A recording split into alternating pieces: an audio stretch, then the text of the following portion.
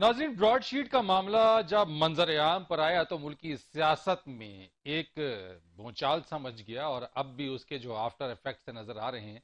इस सारी सूरत हाल के ऊपर वजीर आजम ने भी अपने तहफुजात का और अपने जो कमेंट्स हैं बल्कि उन कमेंट्स का इजहार किया।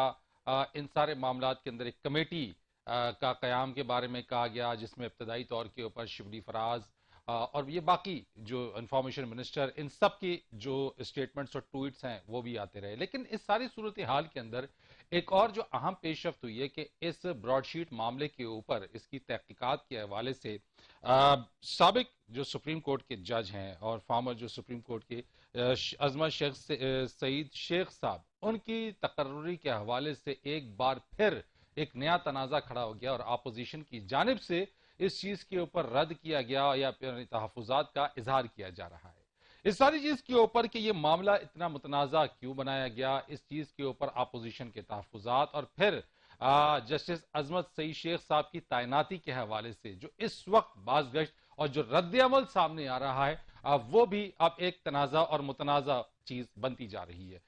शाहिद खाकान अब्बासी जो एक साबिक वजीर आजम पाकिस्तान है, उनके हवाले से वो इस मामले के ऊपर क्या कहते हैं, सबसे पहले आपको वो सुनवाते हैं और उसके बाद हुकूमती जो वुज़रा हैं, विफाकी वुज़रा हैं, वो किस तरीके से इस तैनाती को डिफेंड करते नजर आते हैं वो भी आपको सुनवाएंगे, दिखाएंगे। लेकिन सबसे पहले शाहिद खाकान अब्बासी साहब।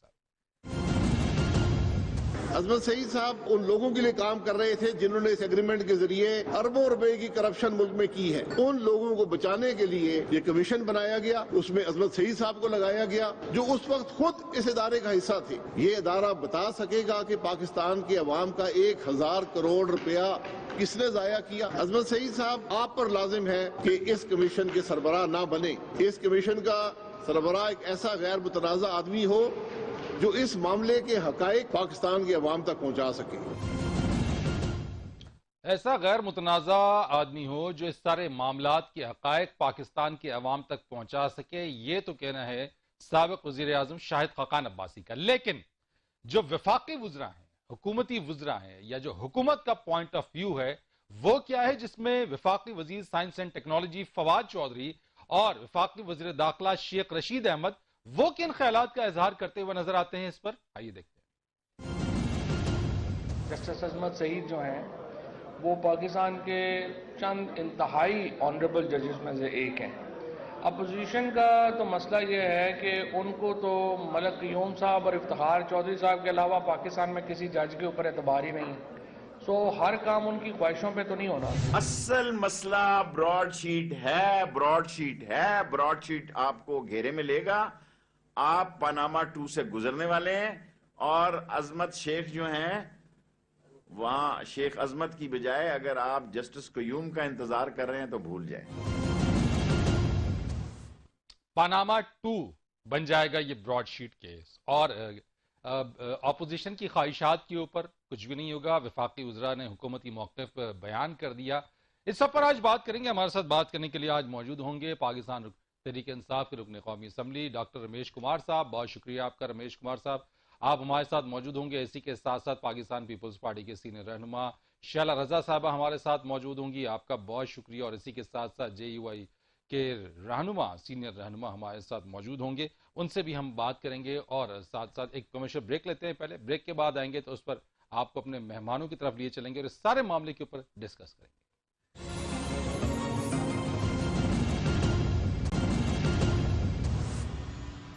प्रोग्राम में आपको एक बार फिर खुश आमदीद कहेंगे। बात करने के लिए हमारे साथ मौजूद हैं इस वक्त पैनल के अंदर पाकिस्तान तहरीक इंसाफ के रुकन कौमी असम्बली रमेश कुमार साहब, पाकिस्तान पीपल्स पार्टी की सीनियर रहनुमा शैला रजा साहिबा और इसी के साथ साथ JUI के सीनियर रहनुमा कामरान मुर्तज़ा साहब। आप तीनों मेहमानों का बहुत बहुत शुक्रिया।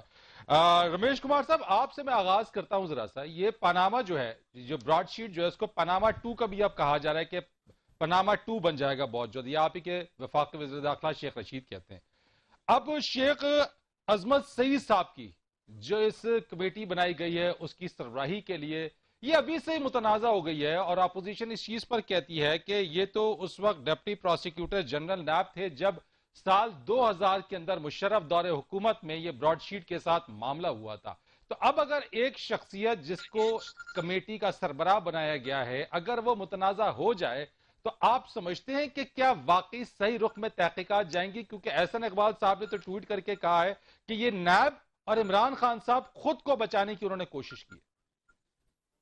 دیکھیں، پہلی چیز تو یہ کہ شیخ عظمت سعید صاحب میرے بڑے بھائیوں کی طرح ہیں اور میرا بہت ان کے ساتھ، میں سمجھتا ہوں بہت نیک انسان ہے، اور اس چیز کو کامران مرتضیٰ صاحب بھی مانیں گے، کیونکہ ان کا بھی ایک جوڈیشری کے ساتھ ان کا ایک لنک رہا ہے کہ عظمت سعید کا مختلف کورٹس کے مختلف کیسز کے اندر جو ان کا رول تھا وہ بہت ہی زیادہ دبنگ رول تھا اور دبنگ قسم کے تھے. اب آپ اس کی ماضی میں چلے جاتے ہیں کہ یہ اس ٹائم پہ یہ تھا، 2002 میں یہ تھا، پھر یہ جے آئی ٹی میں تھا، اس میں تھا. نہیں ڈاکٹر صاحب میں بات کر رہا ہوں جو بات سامنے دیکھیں، ایک چیز ہے کہ ایک شخص جب 2000 کے اندر اس وقت ڈپٹی پروسیکیوٹر تھے اور جب براڈ شیٹ کے ساتھ معاملات طے پا رہے تھے تو وہ اس کی سگنیٹری کے اندر وہ موجود تھے. تو کیا ایسی شخصیت جو کہ اس وقت اس سگنیٹری کی حیثیت سے موجود ہو، آج اسی سے متعلق تحقیقات کے لیے سربراہ ان کو بنا دیا جائے؟ دیکھیں، چاہے ماضی سے لے کے آج تک وہ اگر ان کو جو ہے وہ گورنمنٹ نے اگر اناؤنس کر بھی دیا یا اس کا ماضی میں تعلق بھی تھا، اس سے کوئی فرق نہیں پڑتا. مگر اس وقت جو چیزیں جس طریقے سے کنٹروورسی کی گئی ہے، رویش بھائی فرق کیسے نہیں پڑتا؟ نہیں کیسے نہیں پڑتا؟ میں کلیئر ہونا چاہ رہا ہوں فریض بھائی، کیسے فرق نہیں پڑتا؟ میں آج آپ کو بتا دیتا ہوں کہ عظمت سعید صاحب خود جو ہے وہ ان چیزوں سے ہٹ جائیں گے. وہ یہ چیز جو ہے وہ ہٹ جائیں گے. اب بڑی بات ہے، آپ بڑی بات کر رہے ہیں، یہ آپ آن دا ریکارڈ یہ بات کر رہے ہیں کہ یہ ہٹ یعنی بحیثیت سربراہ ہٹ جائیں گے. مرتضیٰ صاحب بہت زیادہ عزت کرتے ہیں عظمت سعید صاحب کی. نہیں وہ قابل عزت ہیں، اس کے مسئلہ نہیں ہے، رسپیکٹ کا مسئلہ بالکل قطعاً نہیں ہے. وہ تمام فیکٹرز کے اندر یعنی رسپیکٹ کے قابل ہے، وہ ان کی جتنی خدمات ہیں. لیکن آپ جو بات کر رہے ہیں وہ بڑی بات آپ نے کہہ دی ہے کہ being the member, being the head of the committee, وہ ہٹ جائیں گے. وہ دیکھیں نا، ان کو کیا ضرورت پڑی ہے؟ ایک نام کمایا ہے جوڈیشری کے اندر، سپریم کورٹ کے اندر ہزاروں کیس جس طریقے سے اس نے ڈیل کیے ہیں، جو ڈیسیشن جن کیسز میں لیا ہے، آج سب بندے جو ہے وہ کہیں گے کہ بھائی جو چند نام ہیں اگر لیے جائیں گے تو اس میں رانا بھگوان داس کا نام لیا جائے گا یا کھوسا صاحب کا نام لیا جائے گا. تو عظمت سعید صاحب جو بہت سارے جج جو ہے وہ سپریم کورٹ کے گزرے ہیں، مگر آپ تصدیق حسین جیلانی صاحب کی اپنی ایک ریسپیکٹ تھی، ناصر الملک کی اپنی تھی. تو ان چند جو ریٹائرڈ جو جج ہیں ان میں عظمت سعید کا ایک نام بہت اچھے احترام کے ساتھ لیا جاتا ہے، ریسپیکٹ کے ساتھ لیا. اس کو کیا ضرورت پڑی ہے کہ اگر کسی انکوائری جس کے حوالے سے ہو اور اس کو جو ہے وہ پہلے سے ہی کنٹروورشل بنایا جائے، اس کے اوپر اعتراض کیا جائے، تو جو ہے وہ کیوں وہ کہے گا کہ بھائی مجھے کون سی ضرورت پڑی ہے کہ میں اس کا جو ہے وہ رائٹ. میں چلے آپ نے تو یہ پوائنٹ جو بات کہہ دی ہے نا، یہ چیز جو ہے وہ، مگر میں فرید رئیس میں تو سمجھتا ہوں کہ ہم تینوں جو ہے اتفاقاً ہم آج ایسے آپ کے پاس بندے بیٹھے ہیں کہ تینوں لڑنے والے نہیں ہیں، وہ تینوں سوبر طریقے سے بات کرنے والے ہیں. کوشش میری یہی ہوتی ہے، کوشش یہی ہوتی ہے کہ ہم بات کریں، ہمیں ان چیزوں سے آگے نکلنا چاہیے. ہماری دیکھیں ہم بات کریں فیکٹس کے اوپر، فگرز کے اوپر، اپنی چیزوں کے اندر، تاکہ جو دیکھنے والے ان کو ایک پراپر کم از کم وہ انڈرسٹینڈنگ تو. شیلا صاحبہ بات ہی ختم ہو گئی. رمیش صاحب کہتے ہیں کہ یہ خود ہی وہ ہٹ جائیں گے. تو آپ کی نون لیگ کی یا جہاں سے کنٹروورشل جو باتیں ہو رہی ہیں، یعنی وہ تو مسئلہ ہی ختم ہو گیا کہ اگر شیخ عظمت سعید صاحب خود ہی ہٹ جائیں گے اس معاملے سے. بہت اچھی بات ہے کہ اگر وہ خود ہٹ جائیں، بہت ہی اچھی بات ہے اگر وہ خود ہٹ جائیں. اور جہاں پر فریقین کو آبجیکشن آ رہا ہے اور جس جگہ آ رہا ہے، اگر یہ شخصیات جو ہیں جو یہ سمجھتی ہیں کہ ہم پہ آبجیکشن ہے، ہٹ جائیں. کیونکہ ایک نارمل پریکٹس یہی ہے کہ جب ججز پہ بھی بات کی جاتی ہے کہ ہم ان سے مطمئن نہیں، تو وہ ہٹ جاتے ہیں اور دوسروں کو موقع دیتے ہیں.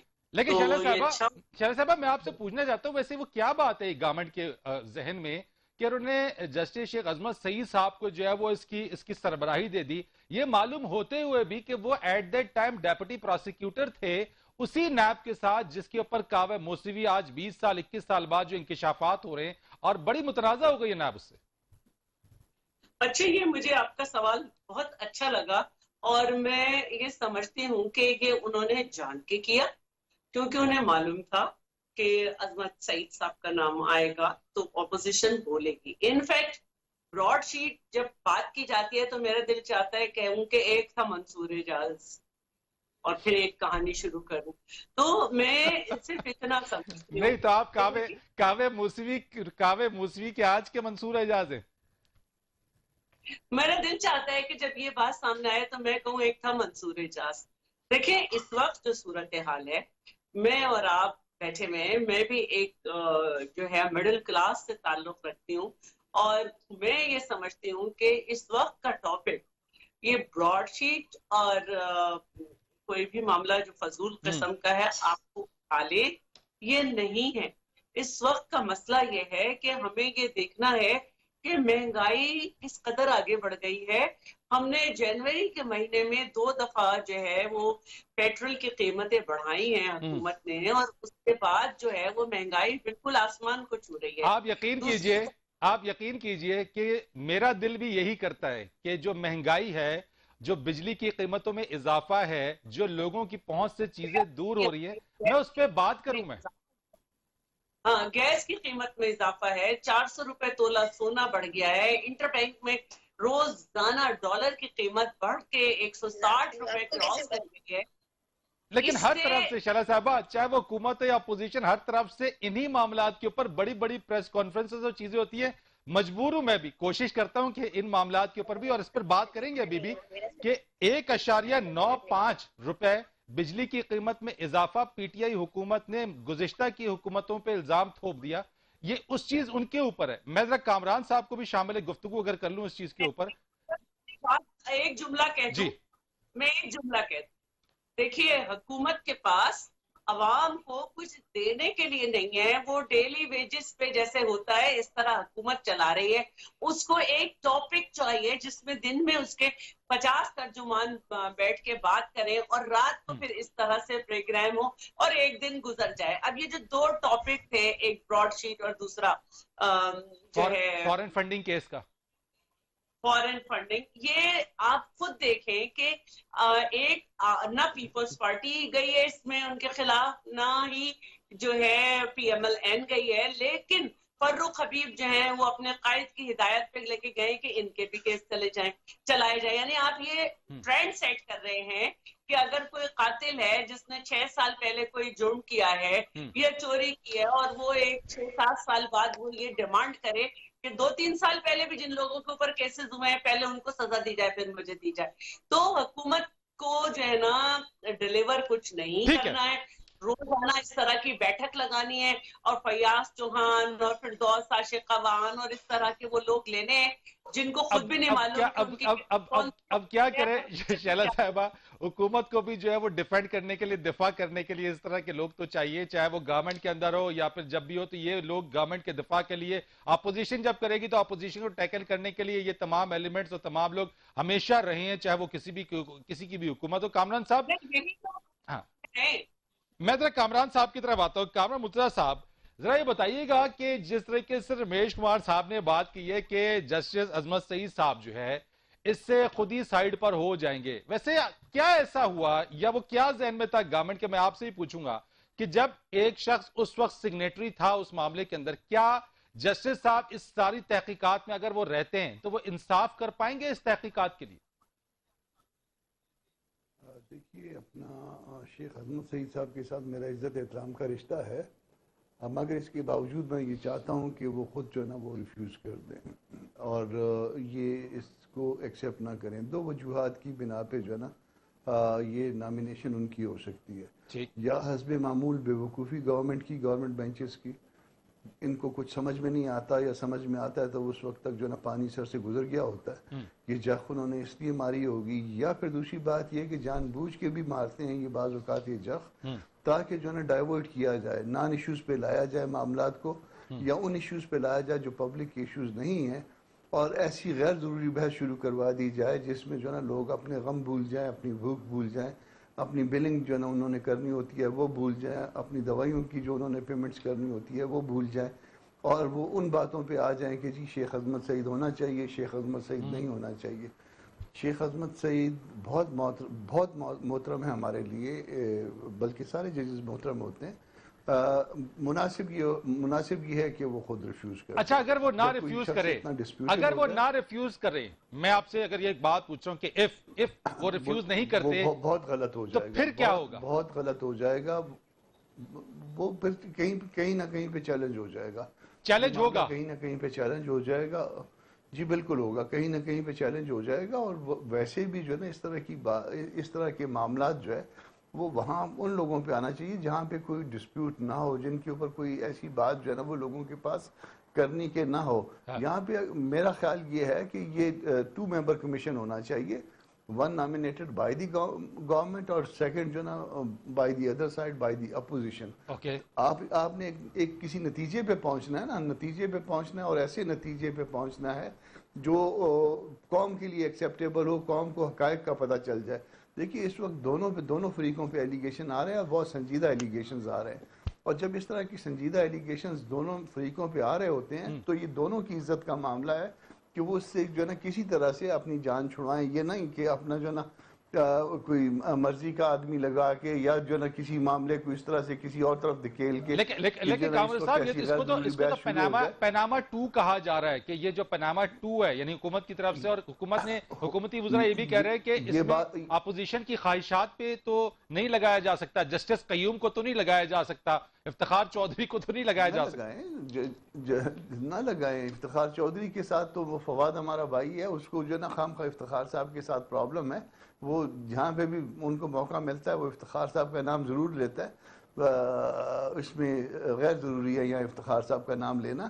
تو آپ جسٹس قیوم کو بھی نہ لگائیں، مگر آپ ان کے ساتھ شیخ عظمت سعید بھی ریفیوز کر جائیں تو وہ زیادہ مناسب ہے. اور ایسے لوگ ہوں دونوں طرف سے جن کے اوپر جو ہے نا دوسرے فریق کو بھی اعتماد ہو تاکہ اس معاملے کی تہ پہ پہنچا جائے. یہ بڑا سنجیدہ معاملہ ہے، یہ اتنا آسان نہیں ہے. اس میں اتنا سنجیدہ ہے کہ اگر فرض کر لیجئے کہ اگر کسی اور ملک میں کسی گورنمنٹ پہ یہ الزام لگتا اور یہ ثابت ہو جاتا تو وہ گورنمنٹ چلی جاتی. یا فرض کر لیجئے کسی پولیٹیکل پارٹی جن پہ یہ گورنمنٹ الزام لگا رہی ہے ان پہ یہ الزام ثابت ہو جاتا ہے تو اس پولیٹیکل پارٹی کی جو ہے نا وہ عزت احترام بڑا متاثر ہوگا.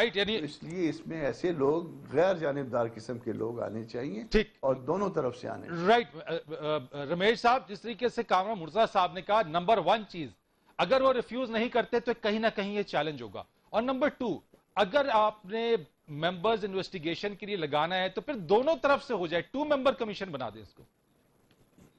دیکھیں پہلی چیز تو یہ کہ 2 ممبر کمیشن کبھی بھی نہیں بنے گی اور نہیں بننی چاہیے.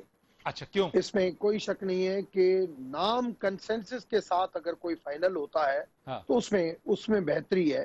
جیسے ایک اپوزیشن اور گورنمنٹ کا الیکشن کمیشن کے لیے نام فائنل ہوتا ہے، نیب کے لیے نام فائنل ہوتا ہے.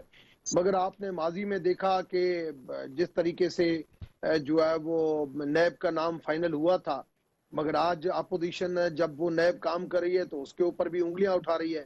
تو وہ ٹھیک ہے لیکن رمیش صاحب معاملہ تو بڑا سیریس ہے، معاملہ بڑا سیریس ہے نا کہ اگر ایک الزام اگر اپوزیشن کی پارٹی کے اوپر ہے تو وہیں سے گورنمنٹ کے special assistant to prime minister اور اکاؤنٹیبلٹی شہزاد اکبر کے اوپر بھی ہے، یعنی دونوں کے اوپر ہیں تو دونوں طرف سے بندے آ جانے چاہیے.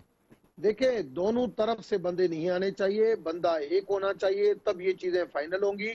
مگر کنسنسس کے ساتھ آنے کے لیے 2-3 نام جو ہے اس کا پینل اپوزیشن سے اگر کوئی ڈسکس ہو جاتا ہے یا نام فلوٹ ہو جاتا ہے، اس نام کے اوپر اگر کنسنسس ہو جاتا ہے تو میں سمجھتا ہوں اس وقت بھی آپ دورانی صاحب تھے جو آئی جی تھے کے پی کے بہت زیادہ ان چیزوں کو سمجھتے ہیں. شعیب صدل صاحب ہیں، ڈاکٹر شعیب صدل، آپ کو پتا ہے کہ کسی بھی جو ہے وہ پریشر میں آنے والے نہیں ہے، جس قسم کے دبنگ، کیونکہ میں نے اس کے ساتھ ابھی مائنارٹی کمیشن میں کام کیا ہے.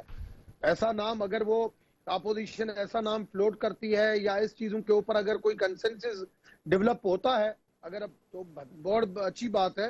مگر عظمت سعید صاحب کو جس طریقے سے انہوں نے کنٹروورشل بنا دیا ہے، میرے بڑے بھائیوں کی طرح ہے، مجھے پتا ہے کہ ایسی کنٹروورشل چیزوں میں جو ہے وہ نہیں ہے. رویش صاحب بات یہ کہ کہیں نہ کہیں بات تو یہ ہے نا کہ پتہ یاد تو سبھی کو ہے 20-21 سال پہلے جب وہ سگنیٹری تھے ان کے دستخط ہے، کسی نے اگر اس معاملے پہ اس ڈیل پہ اس ایگریمنٹ پہ دستخط کی ہوں آج اسی کے اگینسٹ میں انویسٹیگیٹو کے لیے، تو یہی تو وہ بات کی جا رہی ہے. شعلہ صاحبہ یہ جو کنسنسس کی بات ہے کیا آپ سمجھتی ہیں کہ کوئی اسی طریقے سے اپوزیشن کی طرف سے نام ہو اور اس بنیاد کے اوپر ہو جائے؟ کیونکہ کامران صاحب تو کہتے ہیں کہ اگر انہوں نے خود نہیں انہوں نے چھوڑا تو یہ چیلنج ہو جائے گا، اور چیلنج ہوگا تو پھر ایک اور کنٹروورسی کھڑی ہو جائے گی اس پہ.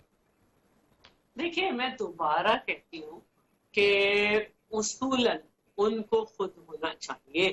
جب اتنی کنٹروورسی آ رہی ہے، شاید غفار عباسی صاحب اور سب لوگ بات کر رہے ہیں، میں سمجھتی ہوں کہ حکومت اس کو صرف لینگر آن کرے گی، لینگر آن کرے گی. اس میں سے نکلنا کچھ نہیں ہے. نکلے گا تو وہ نکلے گا.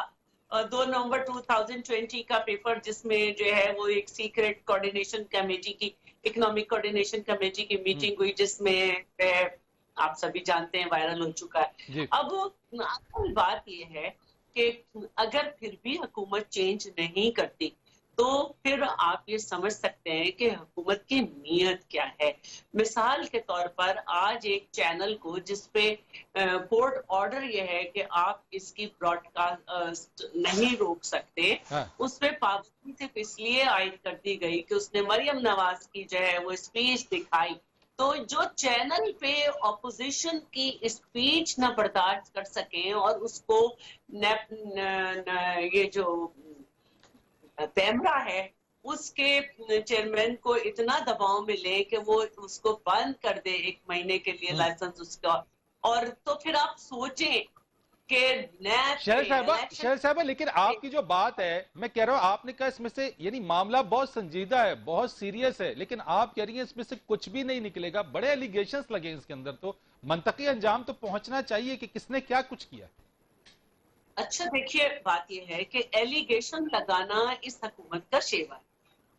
مطلب وزیر اعظم کے نہیں، الزام تو وہ کعبہ موسوی کی طرف سے آئے نا، معاملہ تو کٹا سارا ادھر سے کھلا ہے، سارا چیزیں تو وہاں سے کھلی ہیں.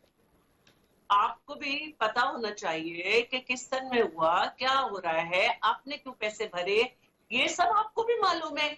اصل جو بات ہے میرا کہنے کا یہ ہے کہ ایک شخص وزیر اعظم کے منصب پہ ہے، جو لوگ ابھی تک جن کے مقدمے چل رہے ہیں ان پہ فیصلہ نہیں آیا ہے، لیکن وہ مستقل چور ڈاکو کہتا ہے. اپنا جو اس کا مسئلہ پھنسا ہوا ہے اس میں وہ 6 سال سے اسٹے لے رہا ہے اور اسٹے کے پیچھے چھپ رہا ہے، اور اس میں وہ گرون کر رہا ہے. 30 دفعہ اس نے اسٹے لیا، 7 دفعہ جو ہے وہ سپریم کورٹ میں مسائل کیا، 8 دفعہ جو ہے وہ اس نے وکیل بدلے، اور پھر اس کو سیکریسی کی بھی اس پہ درخواست لگائی. تو ہمیں ایک ایسے حکومت سے پالا پڑا ہے جو نہ صرف خود جس کا دامن میں سمجھتی ہوں کہ اس میں بلکہ یہ کہہ دینا چاہیے کہ جس کے معاملات میں جو معاملات ہیں اس میں دال جو ہے اس میں کالا ہے، لیکن وہ مستقل دوسروں کی جو ہے نا کیڑے نکالنے ٹھیک میں ہے، مصروف ہے. میں کامران صاحب کی طرف ذرا آ جاتا ہوں. کامران صاحب، یہ جس طرح سے شعلہ صاحبہ نے بات کی ہے کہ وہ تو ہوپ فل نہیں ہے بالکل بھی کہ اس میں جو ہے وہ کوئی چیز نکلے گی. آپ نے کہا کہ معاملہ بڑا سنجیدہ نوعیت کا ہے. اب سنجیدہ نوعیت کا ہے تو حکومت کی سنجیدگی اس معاملے میں کیسے نظر آئے گی؟ کیونکہ ایک طرف جو ہے وہ اکنامکلی عوام پہ پڑنے والا برڈن، اور دوسری طرف یہ والے معاملات، یہ سارے معاملات اتنے زیادہ ہیں کہ عوامی مسائل سے تو سب کی نظر ہی ہٹ کر رہ گئی ہے. لیکن ایک تو بات یہ کہ عوامی مسائل کی طرف کسی کو جو ہے وہ جانے نہ دیا جائے. ایک تو یہ اس گورنمنٹ کا ایجنڈا یہ ہے، کیونکہ جب بھی لوگ سوچیں گے، جب بھی لوگ 2.5-3 سال پہلے جائیں گے تو پھر اپنے سر پکڑ کے بیٹھ جائیں گے کہ ہمارے ساتھ ہوا کیا ہے اور کیا ہاتھ ہوا ہے، بلکہ یہ ایک سے زیادہ ہاتھ ہو گئے. تو ان کو ایک تو ان کو اس طرح سے ان کو ذہنی طور پہ جو نا وہ کسی اور طرف رکھا جائے، تاکہ ان کو سمجھ ہی نہ آئے کہ ہمارے ساتھ کیا ہوا ہے، یا کرنے والے کون ہیں، کروانے والے کون ہیں اور کرنے والے کون ہیں. خیر چلیں، یہ لمبی بحث ہے، مگر اس وقت ہم اگر سنجیدہ ہیں اس معاملے میں یا کسی اور اس طرح کے معاملات میں سنجیدہ ہیں، ہم بجائے ایک دوسرے پہ الزام لگائیں، ہم یہ کہیں کہ جی اپوزیشن نے کیا تھا، میاں صاحب کی گورنمنٹ میں ہوا تھا، میاں صاحب کے خلاف ہوا تھا، وہ کہے نہیں مشرف صاحب کی ہوا تھا، کوئی کہے جرنیل انوالو ہیں، کوئی کہے پالیٹیشین انوالو ہیں، کوئی کہے ججز انوالو ہیں، کوئی کہے پروسیکیوٹر انوالو ہیں. تو اس کو ہم آج بیٹھ کے، اگر میں انوالو نہیں ہوں تو میں کہتا ہوں کہ چلو آؤ اس کو دودھ کا دودھ پانی کا پانی. تو یہ دودھ کا دودھ پانی کا پانی ہوگا کیسے کامران صاحب؟ یہ تو ہمیشہ کمیشن بھی بنتی ہے، کمیشن بھی بنتا ہے، کمیٹیاں بھی بنتی ہیں. آپ مجھ سے زیادہ اچھا جانتے ہیں، اور آپ تینوں ماشاءاللہ سے بہت زیادہ اس چیز کے اندر ہے، تجربہ کار، سیزن پولیٹیشین، کہ یہاں پہ جو کمیٹی کمیشن بنتا ہے وہ کبھی منطقی انجام تک نہیں پہنچتی، اور اگر رپورٹ تیار ہو بھی جائے تو کبھی منظر عام پر نہیں آتی. جان بوجھ کے کرتے ہیں ہم بے ایمان ہیں اس لیے ہم ایسا کرتے ہیں، ہم بدنیت ہیں ہم اس لیے ایسا کرتے ہیں. دنیا میں ایسا نہیں ہوتا. دنیا میں رزلٹ سامنے آتے ہیں, دنیا میں لوگ کم از کم ان میں اتنی شرم ہوتی ہے کہ وہ اس کے بعد ریزائن کر جاتے ہیں. دنیا میں بعض لوگ جو ہے نا وہ اپنی جان دے دیتے ہیں اس عزت کو بچاتے بچاتے. ہم جو ہے نا وہ یہ بے شرم بھی ہیں ساتھ, ہمیں ان باتوں سے کوئی شرم نہیں آتی کہ جو مرضی ہو جائے, چلے ٹھیک ہے, دوسرے پہ الزام لگاتے جاؤ, شور مچاتے جاؤ, اور اس شور میں معاملہ دب جائے گا, لوگ بھول جائیں گے. لوگوں کے اپنے مسائل اتنے زیادہ ہیں کہ ان کے پاس جو ہے نا اس کے بعد مہینے کے بعد آپ دیکھیے گا یہ نان ایشو بن گیا ہوگا, اور اس کے بعد یہ بات بھی سوچنے کے لیے لوگ تیار نہیں ہوں گے. وہ کہیں گے چلیں جی مٹی ڈالیں, ہمارا کیا ہے, ہمارے ساتھ تو اس ملک میں یہی کچھ 70-75 سال سے ہو رہا ہے, یہاں پہ آگے بھی یہی کچھ ہونا ہے, تو بس اس کو برداشت کرتے جائیں.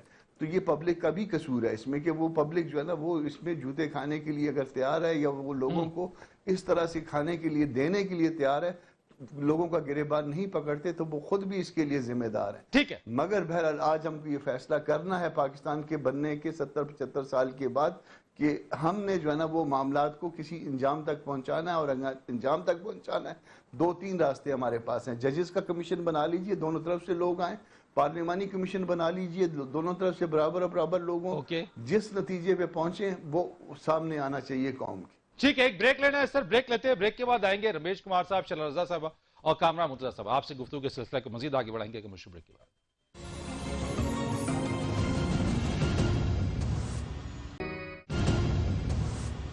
پروگرام میں آپ کو ایک بار پھر خوش آمدید کہتے ہیں. رمیش کمار صاحب, یہ مجھے بتائیے گا کہ گزشتہ روز جو وفاقی وزیر کی ایک پریس کانفرنس ہوئی عمر ایوب صاحب کی, یہ 1.95 روپے جو بجلی کی قیمتوں میں اضافہ ہوا, اس کا ملبہ میں سے ماضی کی حکومتوں پر کیوں ڈالا گیا, وہ کیسے ذمہ دار ہوگی؟ دیکھیں اپنا فرید بھائی, پہلی چیز تو یہ کہ 2 سال کے 2.5 سال کے بعد جو ہے وہ ماضی کے اوپر اگر ہم ڈالیں گے تو وہ چیزیں ہضم نہیں ہوں گی, اور میں سمجھتا ہوں مجھے بھی نہیں ہو رہی, اور وہ ڈالنا نہیں چاہیے. مگر حقیقت یہ ہے, حقیقت کیا ہے, دیکھیں میں آپ کو پتا ہے کہ ریئلسٹک بات کرتا ہوں. بات یہ ہے کہ جو بھی ماضی کے جو لائن لاسز تھے, ہمیں ماضی کے اندر جو سبسڈی دی جاتی تھی یا سرکولر ریٹ جو بار بار بڑھتا جاتا تھا, اس کے 2 وجوہات تھی. ایک تھی کہ آئی پی پیز کے جو ریٹ, دوسرا تھا لائن لاسز کو کور کرنا. اب 2 چیزیں تھی, اس کو ہمیں بہتری کرنی تھی اور عوام کے اوپر وزن کم ڈالنا تھا. آئی پی پیز کا چلو ٹھیک ہے, ہم نے اس کو کور کر لیا, مگر لائن لاسز کے اندر جب ہم اس قدر 2 سال کے اندر کامیاب نہیں ہوئے جتنا ہونا چاہیے تھا, تو لازمی ہے سرکولر ڈیٹ اب ڈبل ہو گیا. بہت بڑھ چکا سرکولر ڈیٹ, تو بہت بڑھ گیا. لیکن رمیش صاحب, اس کا سارا ملبہ عوام پہ, یعنی آئے دن بجلی گیس, سارا ملبہ نہیں فرید. دیکھیں میں آپ کو بتاؤں, جو حالات ہیں لائن لاسز کے, اس کو کور کرنے کی کوشش کی گئی ہے, مگر کور کرنے سے ہمیں اس کے اندر خاطر خواہ 10-20%. لیکن رمیش بھائی, پیٹرول کی قیمت بھی تو بڑھی ہے نا, ایک ماہ کے اندر, ایک ماہ میں 2 دفعہ بڑھ گئی نا. پیٹرول ہو گیا, LNG ہو گیا, بجلی ہو گیا, گیس ہو گیا, تو وہ ملبہ تو آ گیا نا عوام کے اوپر سارا. بالکل, ایک تو وہ ہو گیا, اور دوسرا اپنا جو گیس کا جو مسئلہ بڑا ہے, فرنس آئل کے اوپر لائٹ کا جو ایشو آیا ہے, اس وجہ سے کاسٹ بڑھی ہے. اب سرکولر ڈیٹ اگر بڑھتا ہے تو آپ کو پتا ہے کہ آئی ایم ایف بھی ہم سے پوچھتا ہے کہ آپ اگر اس طریقے سے جاتے ہیں تو کس طریقے سے جائیں گے. تو بی ریئلسٹک. ریئلسٹک چیزیں یہ ہے کہ ہم سرکولر ڈیٹ بڑھانا نہیں چاہتے تھے بار بار, اور اس وقت ہم اتنا بھی نہیں چاہتے تھے کہ پورا بوجھ عوام کے اوپر ڈالیں. ہم نے کچھ اس کو آئی پی پیز کے ریٹ ریوائز کی وجہ سے کور کیا, کچھ جو ہے وہ ہم نے جو لائن لاسز کو کور کر کے کیا, کچھ عوام کے اوپر. رائٹ, شیلا صاحبہ کی طرف میں آتا ہوں. مختصر, پورا نہیں مگر تھوڑا اس کے اوپر ضرور. رائٹ, میں مختصر کروں گا کیونکہ وقت شارٹ ہے. شیلا صاحبہ, بی شارٹ آن دس. یعنی کہ آئی ایم ایف کے پاس ہم گئے, یقیناً بہت سارے معاملات آئی ایم ایف کی وجہ سے بھی ہمیں کرنے پڑ رہے ہیں. کیا ساری ذمہ داری حکومت پر ڈالنا ٹھیک ہے؟ حکومت کی ذمہ داری اس لیے ہے کہ اس نے بڑے بلند و بانگ دعوے کیے تھے, اور اس نے کہا تھا جب بجلی, گیس اور کھانے پینے کی بنیادی ضروریات مہنگی کرتے ہیں تو سمجھ لو کہ وزیر اعظم چور اور ڈاکو ہے. تو میں یہ پوچھنا چاہ رہی ہوں کہ جو کرپٹ حکومت تھی, جو میری حکومت تھی, جو پرویز مشرف کے ایک طویل ترین دور کے بعد آئی تھی, 4 روپے سے جب ہم نے یونٹ کو بڑھایا تو ایم کیو ایم نے 3 دفعہ ہماری حکومت چھوڑی.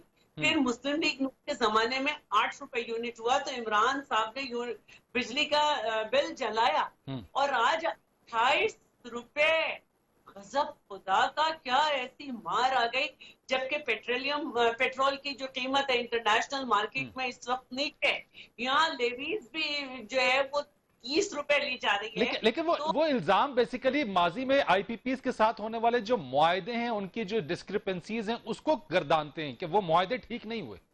ऐसा नहीं है, बात यह है कि जब बहुत पहले मायदे किए गए थे तो उस वक्त पेट्रोल की क्या प्राइस थी, बाद में इसमें इंटरनेशनल मार्केट में वो बहुत बढ़ी।